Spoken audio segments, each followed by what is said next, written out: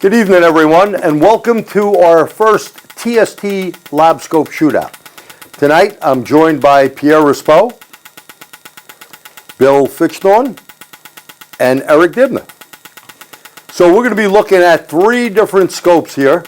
We got the PICO scope, and we apologize some of the screen because this is white, reflection from light and everything. We'll try to get the best pictures possible.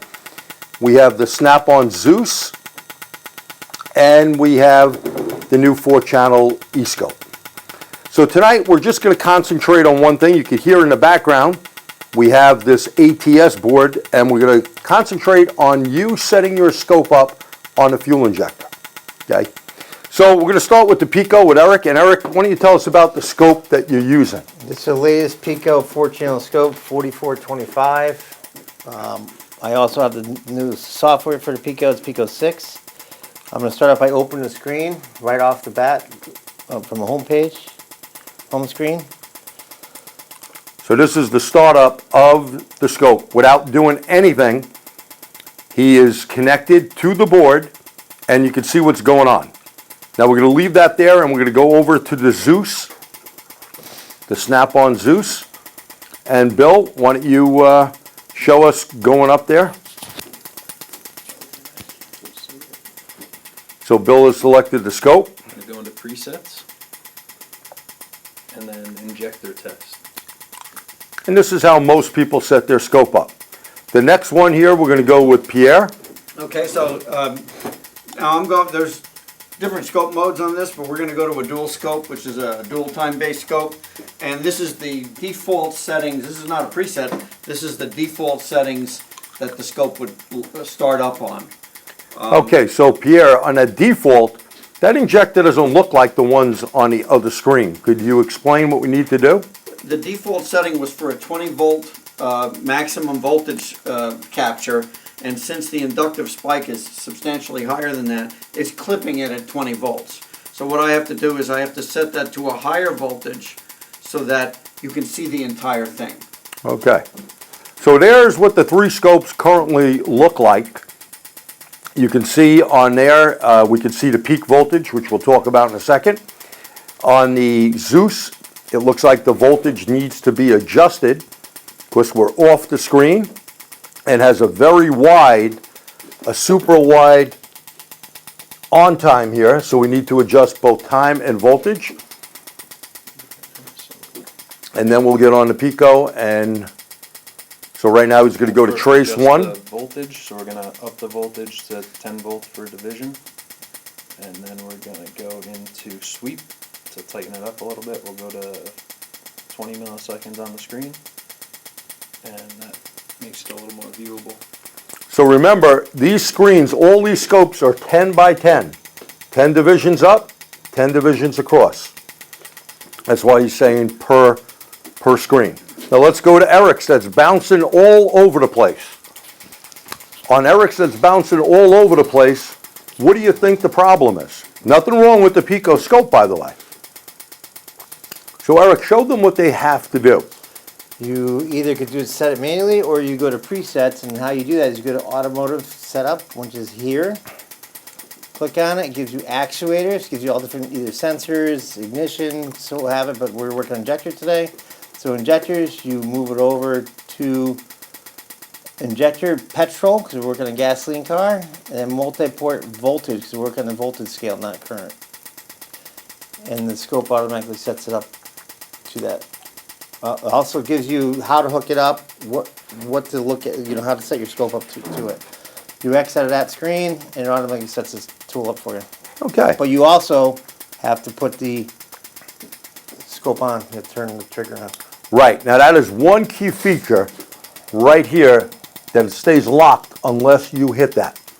Show them the difference there, Eric. If I don't have it locked, so if I go to trigger and I just hit none, it'll keep scrolling across the screen. So if I'm sorry, let me do this. So it'll stop the screen, or you can hit the toolbar and it stops it automatically. So if you're not scrolling around for a little button, you just hit the screen, it'll keep. But we want to have at least auto trigger on this, Yes. or set the trigger level manually. For now, we'll stay auto. There. Okay. Now, I see the difference. Yours is pretty wide. How much on time do we have on that injector? What is each box worth? When we talk about each box, we're talking about two these boxes. milliseconds. 2 milliseconds. So we're at 7 milliseconds worth of on time. Okay. Now, Pierre, yours looks a little different over there. Yes, now actually I want to explain something. The ZEUS and the EScope are automotive tools, and they are, the numbers they're using for voltage or time is per screen, where Eric's PICO is based on a real Labscope as opposed to an automotive test tool, and each one of its numbers is per division, per large block on the screen. And both scopes you can do either way. It's the same thing. 10 volts per division is 100 volts per screen. Per screen, right. You were asking what I was doing here? On two-time, I'm going to go over the top time base first. The default setting was pretty close to 0 volts, which means you're not going to see anything below 0. So in this case, what I would want to do is give myself a minus number of, say, a couple of volts, so that we can see any interference or anything that happens below 0.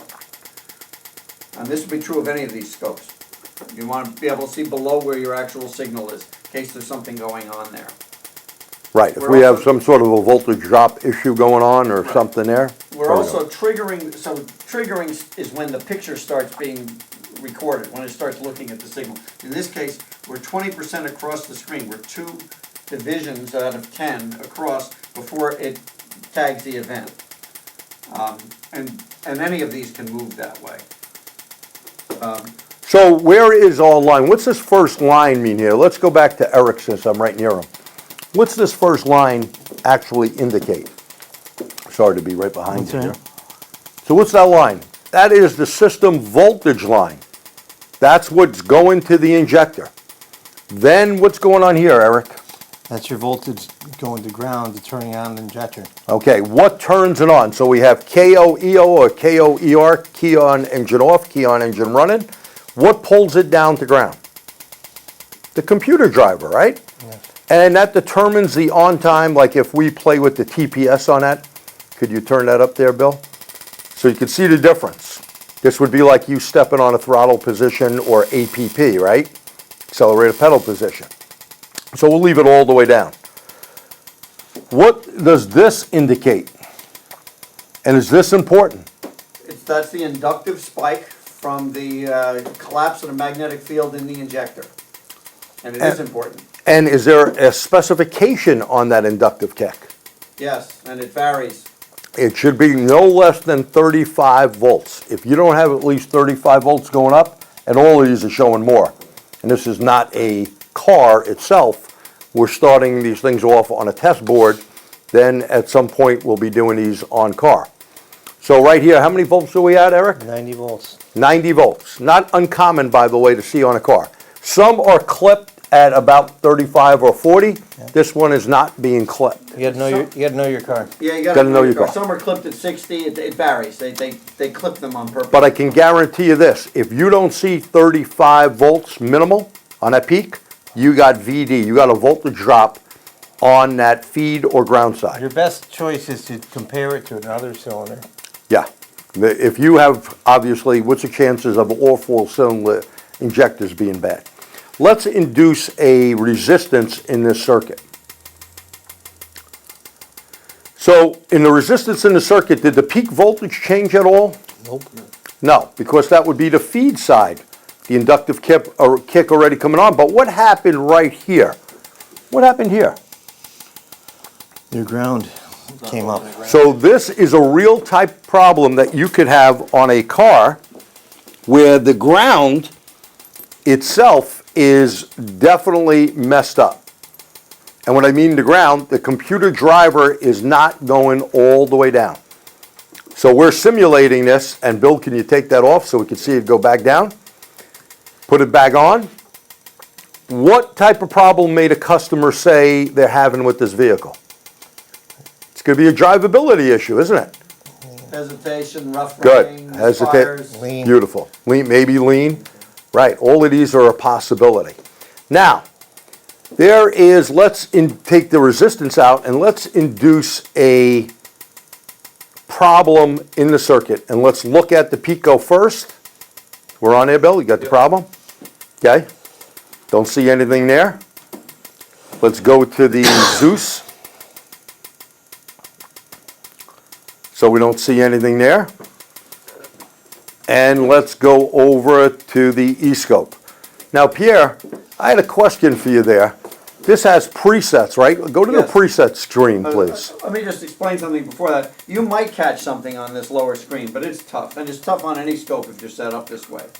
So instead, what you have to do, in this case, is, in those cases, you have to increase the number of hits you have on a screen. In this case, I gotta get it to do what I want it to do. Load preset. So he has a custom preset. And if you notice the voltage up top,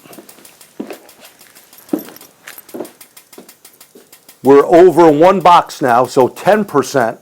And if you can go just back over there. And this is 2 time bases.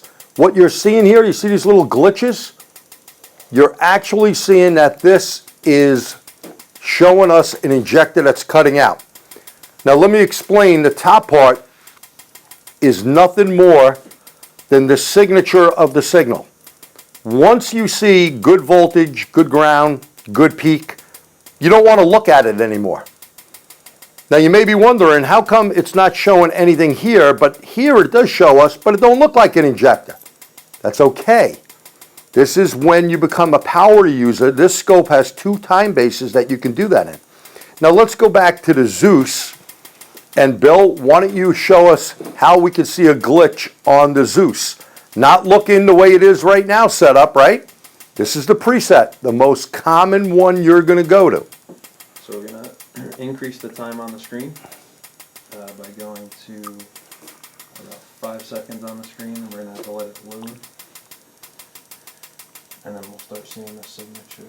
Okay, so he put 5 seconds per division, and if you notice, he has gaps in the bottom. Look at the gaps. Now 5 seconds, it's a little slow. You may think when you see a straight line that you only have voltage there. Why don't you make that 2 seconds and let's see if it's a little quicker. So if you own a Snap-on, which I know a lot of you do, 2 seconds would be better, and you could see when you're having the holes in it. Okay? Now let's go back to the PICO scope and to Eric. So I'm going to go to 5 seconds like he did initially. I'm going to go right here, 5 seconds per division. And there's my, see it a little better. But you could see it. So 2 seconds is where you would want to set it up for. I usually default to 1. You see a lot clearer. But again, the question everyone always asks, how come I don't see the signature of the signal? It don't look like a fuel injector to me. Don't worry about that. Yeah. Set your scope up. Go back to make it look like a signature signal, Eric. Once you see that you have a good signature, then what you want to do is go and tighten it up, make it the picket fence. I've been teaching that for years. It's in my Labscope book. It's the only defense that you have. Now, when you go back there, again, it just looks perfect, right? Now, Pierre, show us something on the EScope that is a one screen, nothing set up. You don't have to set anything up. Explain what you're hitting. So this is measure and deep record. This basically absorbs everything that the scope sees. When I hit deep record, it's looking at, It's like a black box of an airplane. yeah, it's just recording everything. However, once you collect enough information, it just looks like a pile. You can't do anything with it. So you have to then stop the recording. But you have 4 channels on there, Pierre. I do, but we're not attached to anything on the others. So we want to shut them It's off, also right? going to auto scale. You must know that as well.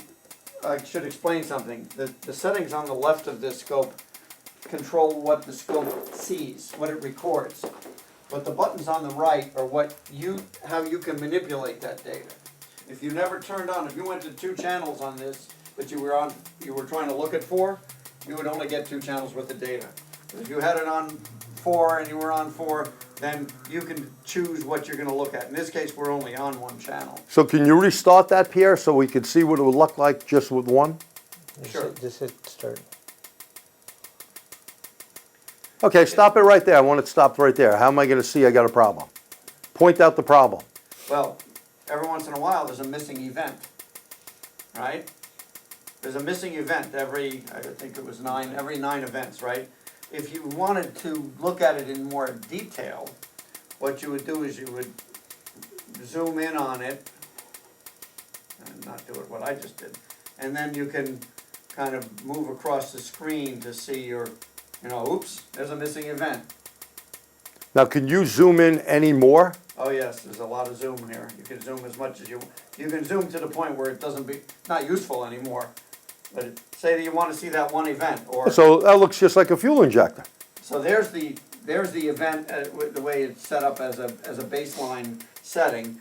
But you could even go further if you wanted to. You could go look and see. Again, this isn't a real injector; it's a test board. But you could actually see a little bump here where the pintle opens. Yeah. Good. Now, Bill, does your scope on the ZEUS, the Snap-on ZEUS, have any ability to do zoom? No, we can manipulate the time to zoom in farther.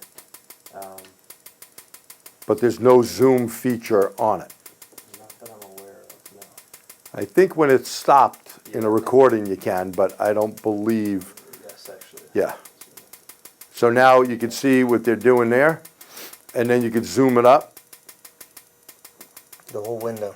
Yeah, But you can't, can you select, I don't even know, can you select one section of it? no. I don't believe so, no. Okay. And let's go over to Eric now, and Eric, show us, we know this can zoom. Okay, so I'm gonna pause it. Wait. Hit the off button. Let me get some more on the screen, actually. I can leave it right there. So you have windows up here to grab, just like the ATS Excuse me. tool, and you could open it up and see it. And then you can do it again, just as Bernie's tool ATS does it. And it's infinite. You go down to the bottom, whatever part of the waveform you look at. So it has a good zoom feature. Yes. But it seems like when you look at all 3 of them again, what's the easiest way to find the glitch? Picket fence. Is the picket fence. So if you don't know that, again, the 2 time-based one, you could easily do that. And we should tell them, Pierre, that on that scope, you can set up those presets. You could Yeah, save so- whatever you want. Just so under controls here, there are setups that are built into the scope, but you can then add your own. You can add another, however you set the scope up for some tests, especially if you do it often, you'd want to go in there and say, so it's a save custom setup. You give it a name. We gave it just a name for tonight, but you'd say, a BMW in my case, Injector, test setup or something like So that. here- And you'd know what it is ahead of time from the menu. So why don't you show us the setup for the regular generic fuel injector again, and then go into the custom setup you had. Okay, so when I hit the setups, there's a whole list of CMP, CKP, fuel injectors, and so forth. But if you wanted to load a custom one, it's actually in a folder in the computer, and this is FI to use, which meant for us fuel injection for us to use tonight. But you can see we have a couple of GM custom setups in here. There's an AC voltage setup, custom setup in here. So you set up a bunch of different ones so that it's quick and easy for you to set up. All right, so Pierre, show us the regular fuel injector setup first, then go to custom. So we want to see the screen with that first, and how easy it'll be maybe, or how, Windows 10? So I did. that it is. That's not the one I wanted. Saturation injector voltage, because we're not doing current, and it's a saturation type injector. So it shows you where to hook up the whole bit, like, It gives you a whole thing like that, and so then it asks you, play a related video if you're unsure. You could print the screen of this if you wanted to, but in this case, we're just going to apply this setup. So this was, You have something on your screen you need to get rid of. I didn't want, I must have hit the print button. I've already told you that I'm not good with touchscreen. Okay, so, and now, that's not for deep record, that's for the conventional scope setups. So in this case, we're back to the exact screen that we had when we started. Okay, show the custom setup that you had. So now we're gonna load again, but we're not gonna go off the menu, we're gonna load from custom setups, and we're gonna pick the FI one that we had set up the other day, and now we're back to this, same thing. Very cool. All right. So does that have the ability to show everything in one screen? Oh yeah, so it is a dual scope screen, however, sometimes you don't want two time bases, sometimes you want to see a bigger picture. In that case, it's using scope A, so show scope A time base only. You're not going to use B, and you're going to see it on a bigger screen. Could we see all 4 channels on that screen? Yes, all 4 channels would come up as long as they're, they're activated. So in this case, I've only got this scope set up for channels 1 and 2. I would Okay. only get 2 channels. And why would you do that? Because it's twice as fast. Very So good. every time you add channels, you slow the scope down. Just like a scan tool. Correct. Right. And like every other scope out there, every time you add a channel, you slow it up. Exactly. So we can do 4 channels now, but of course, we're only on 1 channel. So this scope tells you when a channel is connected. When this red box turns gray, that means it's connected to something. The fact that we have 3 red boxes and only 1 gray one means we're only using 1 channel. Which is a very good feature to have in a scope. So you're driving down a road, you're doing a road test, and you start seeing the thing flashing, you can't trust the signal. Without that, you can make a very bad choice of replacing the component. Right, because you may have dropped the ground or a connection, correct? Right. How about the stack screens? Is there stack screens on there? And so, actually, I use this a lot of technicians do not. But sometimes you want to see each signal in its separate box. Again, we were recording, Channel 1 only? and let me go back to where we should be here. So we're recording, we could go up to 500 volts under this setting, but we're not seeing that because the right side of the display shows what you're going to see as opposed to what you're going to capture. So in this case, I'm going to go to 100 volts because we know we're under that for a peak, but I'm also going to go below 0, a couple of volts, so that, in fact, maybe I'll make it a little more than You that. can see a ground voltage problem or a ground issue. Right. Voltage drop on the ground A side. floating ground is one thing, but what if you have some kind of a AC ripple effect that's going below ground? You'd like to see that. That's true of any scope, by the way. Okay, very cool. So let's go back to the PICO. And looking at the PICO scope, Eric, what could we do there? Could we stack channels, or are they no, all you on one have- They're screen? all on one screen, and usually, you see the blue here, if I turn on, Yeah, turn on the other channels so they can see the yellow, the green, I'm just gonna go 20 volts in the rest of them. and Okay, so it's like Snap-on, I believe, does it, the green, those all draw the same way, but you gotta look at the sides to look at your voltages. there's So- 2 sides on this, right, Yes. Eric? So you have 2 channels on this side, 2 channels on this side, just the way they draw it in the number format. They don't do it all on one side. See, that's all, if you look. Yeah, the looking at the ZEUS, ZEUS, they all draw from one side, and you just look at it across. This, you have to actually look where the red Both is, sides. which is 0, and then blue is at 0. I'm sorry, blue is gonna be your injector. So you just gotta look at, you gotta look at the numbers across each other. So Now, I got a question for all of you. Yes. So people like using presets all the time, right? Yep. But if I want to use the channel, the power of this PICO or the ZEUS or the ATS scope, I want to use all 4 channels. Is there a preset for that? Is there a presetup that'll give me all 4 channels? You have to make a custom one, You would have to make a custom one. which you can. So you really need to know the basics of how to set a scope up with time and voltage. That's what it boils down to. Knowing how much voltage goes to a particular component and then setting your scope up for it. With the EScope, you could set up a predetermined one. Snap-on, I don't believe you can you? I don't know if you could save some. They may have added it. You know, to be fair to them, I would have to look a little more. I mean, it's my unit, but I haven't really played a lot with it. And PICO, I also have a PICO, a good scope as well. But I don't believe you have saved presets. Is that correct? Oh, no. You could look, you could save a pattern, and then you gotta go back to the pattern and look at your setup you did. Right. I'm not aware, I don't use that function, because I always I actually just do it manually without the preset, unless I Right. fall into a problem. I've never had to use a custom. Right, and it may have it. To be fair to both Snap-on and to PICO, we don't know that one as well. So you may want to look into that. PICO has a great tutorial on it, and Snap-on has a lot of videos online, right? Anything else you guys would like to tell us about?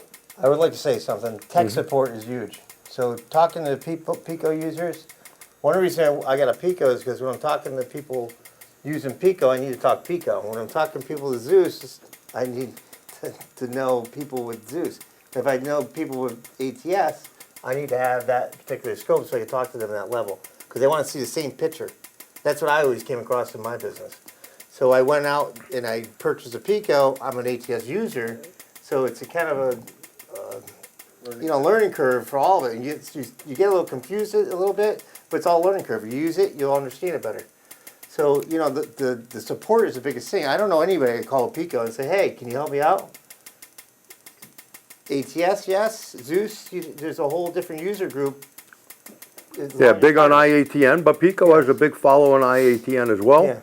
And ATS, like you said, a real person tech support, Yes. which is pretty big, especially with their new setup they have coming out where you'll be able to see on any tool or any scope, even if you're on a PICO or a Snap-on or a Fluke or anything that's out there. So any other thing you guys like to add before we basically call it a night of hooking up to fuel injector? That you should always do when you're using a scope, or any kind of test equipment that has the ability to save files. And it's true of any of these, you can save files, save your data. It's important for you to have known good waveforms. It's important to be able to show a picture before and after to customers. And it actually makes it easier to understand what's going on as you educate yourselves. And Pierre, Whatever your tool is. you brought up a good point. So you could save a ATS file. I know you could save a file on this and you could play it back. Yes. And you could also save it on that. So this is powerful.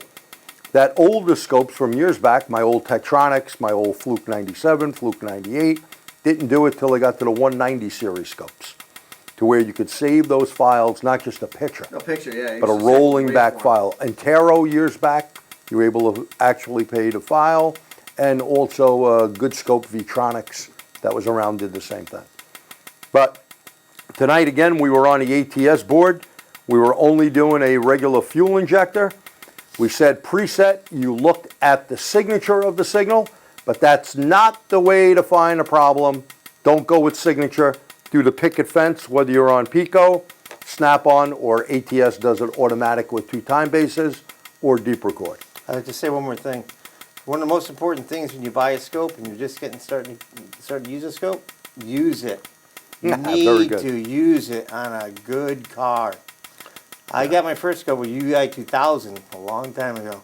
I sat in my garage and I pulled the car and I sat there on a mass airflow section, or mass airflow sensor. And I just snapped it, did everything I could to manipulate that car. Then I went to another sensor. Try not to do all of them at once. You're never going to learn. Do on one particular sensor for the week. Stop. Do another sensor, and you'll get used to what the patterns look like. If you get to a broken car, good luck. Yeah, you need that. You know, a good thing to buy is the Snap-on. They have a demo board. Yes. And that little demo board, I do, well, this is not for sale yet, the ATS board, but it will be. But Snap-on has a little demo board, and in fact, the guy in Barbados that I use with the PICO, I do video classes with him, and he has that board. Just can't buy I have that this. board.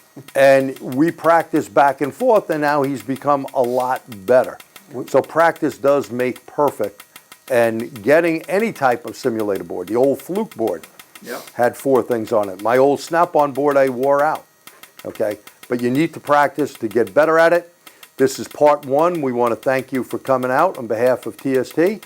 We'll see you next time, part 2, in a few weeks. Thank you.